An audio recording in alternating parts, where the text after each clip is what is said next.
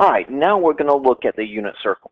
During part one here, we're going to talk about finding our coordinates going around the unit circle and about how many degrees of 0 degrees, 90 degrees, of 180 degrees, of 270 degrees, and back at 360 degrees. And we're going to find the 45-degree angles, the 30-degree angles, and the 60-degree angles as we go around this unit circle. During part two of this, we will talk about what the unit circle looks like over here in part two, and that's with our radiant measures. So let's proceed through this and go and look at what are the properties of our unit circle. Well, one property is going to be that we have a radius of 1. That's going to help us when we look for our coordinates. Well, for degrees going around the unit circle is 360 degrees.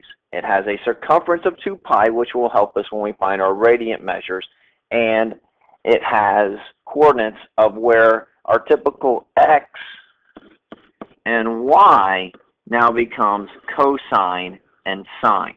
And we'll go through and see exactly how that happens. Now, starting with our unit circle, labeling our 90 degrees. Well, we start out here on our unit circle. Well, that's going to be at 0 degrees. As we move upwards, we make a right angle. Well, that would be 90 degrees. Going along a straight line, keep going across, around, going 180 degrees from where we started along the diameter, going down another 90 degrees, so 180 plus 90 will give us 270 degrees. Going another 90 degrees from 270, so 270 plus 90 will give us 360 degrees. And that gives us one full revolution or one period going around the unit circle.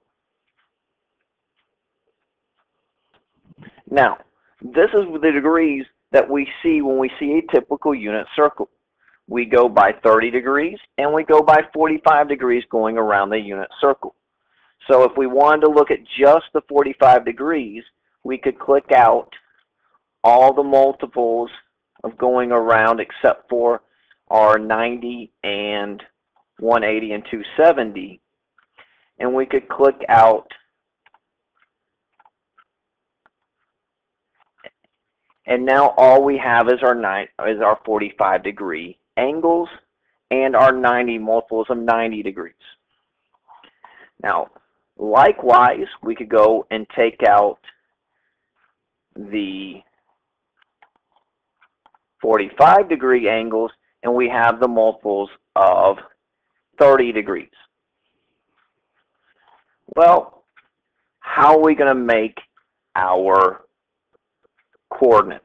Well, what we want to look at is if we have a 45 degree angle, I can make a 45, 45, and 90 degree triangle because I can place this inside the unit circle. Now, remembering our ratio of sides when we have a 45, 45, 90 degree triangle. Now, if we remember back, our radius is 1. So the length of our radius here is going to be a length of 1. So from our center out to the point on the circle, that's our radius. That's going to have a length of 1. Well, that tells me here then x square roots of 2 equals 1.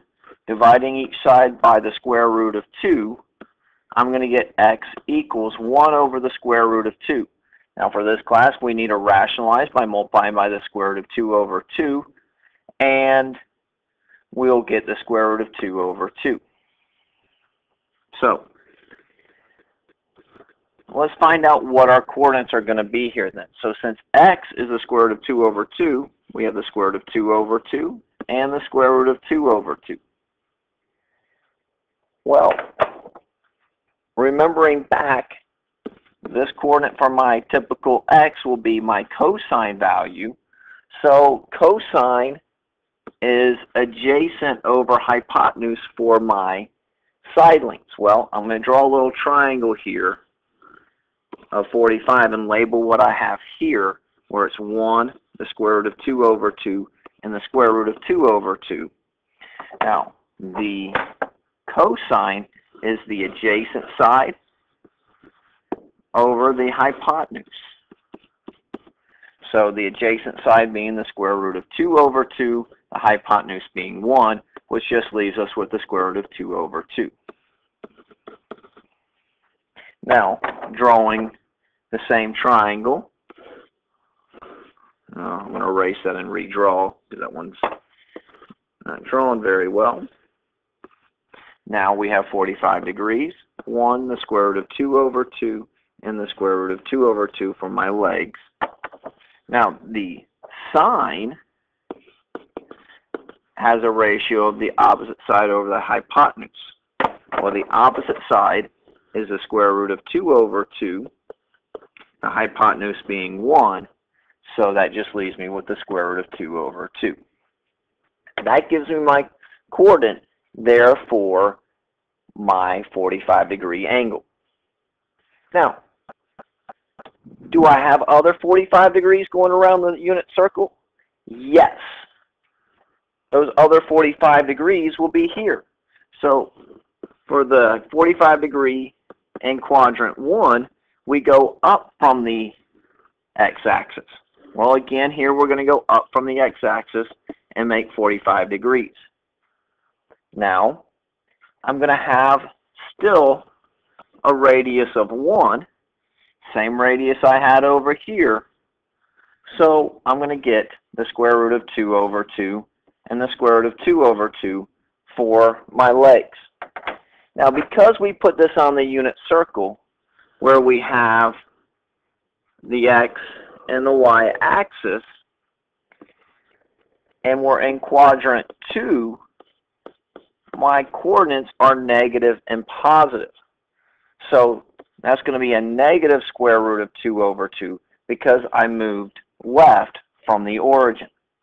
So my coordinate's going to be negative square root of 2 over 2 and the square root of 2 over 2. Now, I am going to have another 45-degree triangle in the third quadrant. Now, that's going to be 45 degrees going down from the x-axis for my reference angle, my right angle, and I still have negative square root of 2 over 2. If we notice that's the exact side, it shares that side. I still have a radius of 1, so I'm still going to have the square root of 2 over 2. Now I'm going down on this side. My leg there is going to be negative, so my coordinates are going to be negative square root of 2 and negative square root of 2 over 2. The last quadrant, we have 4 quadrants, so our last quadrant will be quadrant 4, 45 degrees, right angle, a radius of 1, so our leg's going to be the square root of 2 over 2. Going out this way is positive, going down is going to be negative, so my coordinates are going to be the square root of 2 over 2 and negative square root of 2 over 2. If we notice, and you may notice the pattern here, that we have each one of our points are going to be the square root of 2 over 2, the square root of 2 over 2. It just depends on which quadrant we're in. Now, let's look at the unit circle as a whole. Now, I can go through here and see that my 45-degree angle measures here are going to be the square root of 2 over 2, the square root of 2 over 2, negative square root of 2 over 2, square root of 2 over 2, negative square root of 2 over 2, negative square root of 2 over 2, and the square root of 2 over 2 and negative square root of 2 over 2. So that's how it's going to match up. Looking at our 30-degree angles.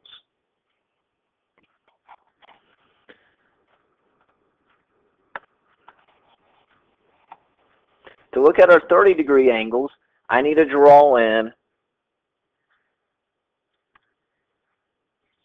our 30-degree little lines.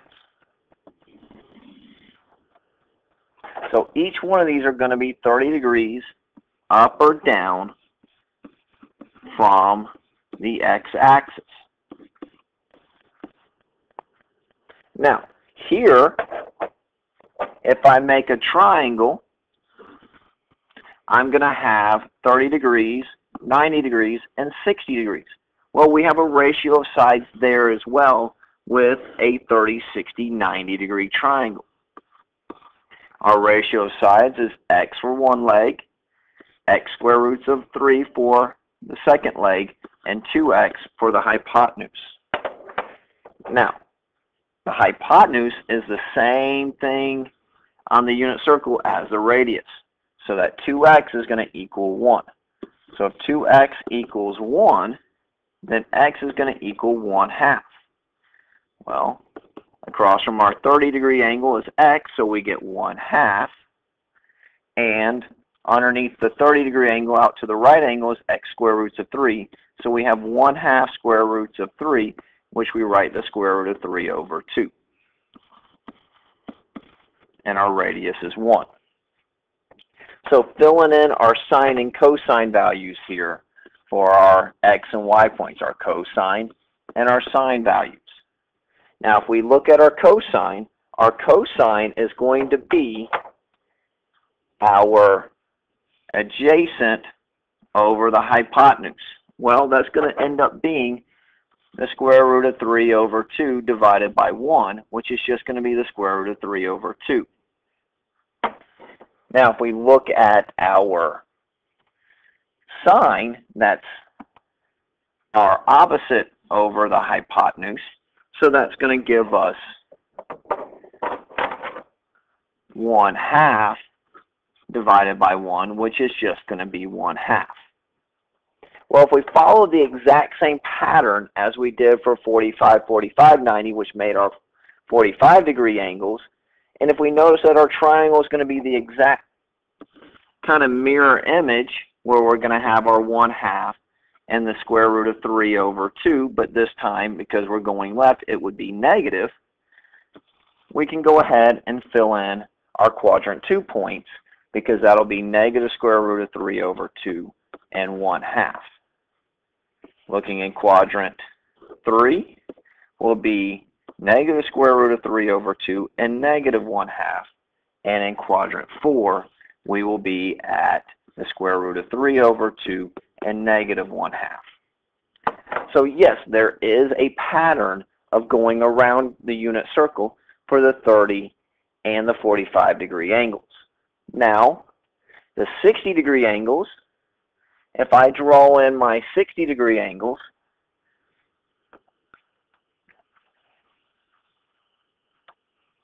now, making my triangle at 60 degrees, let's make it over here to the side like we've done before. Now, when I work this out, the top part's 30 here. That's just like the triangle we just did. It's just turned up on its other leg. So this time we have x and x square roots of 3 and 2x still for our hypotenuse. Well, that hypotenuse is the same as our radius, so that's going to equal 1. So 2x equals 1. We saw about 2x equal 1 again. X is going to be 1/2, so we get 1/2 and the square root of 3 over 2. So let's label that in here. So we get 1/2 and the square root of 3 over 2. Now, let's label in our coordinates for our cosine and our sine. Again, going through here, our cosine is adjacent over our hypotenuse, so we're going to get 1/2 divided by 1, which is 1/2. Our sine is going to be opposite divided by hypotenuse, which is going to give us the square root of 3 over 2 divided by 1, which is just the square root of 3 over 2. Now, just like before, we're going to get if we were to draw in the 60-degree triangle here. We're still going to get the mirror image just flipped over to the quadrant 2 of the square root of 3 over 2. Again, this one's going to be negative 1/2 because we're going left. Labeling in our coordinates, we're going to have this time negative 1/2 and the square root of 3 over 2. Following that pattern, we'll have negative 1/2, negative square root of 3 over 2. And lastly, we'll have negative positive 1/2 and negative square root of 3 over 2. So that gives us our 30 degrees, our 60 degrees, and our 45 degrees all going around the unit circle. So labeling it in real quickly, we will have the square root of 3 over 2, 1/2, the square root of 2 over 2, the square root of 2 over 2, and 1/2 the square root of 3 over 2. And we could follow that pattern throughout the rest of the unit circle.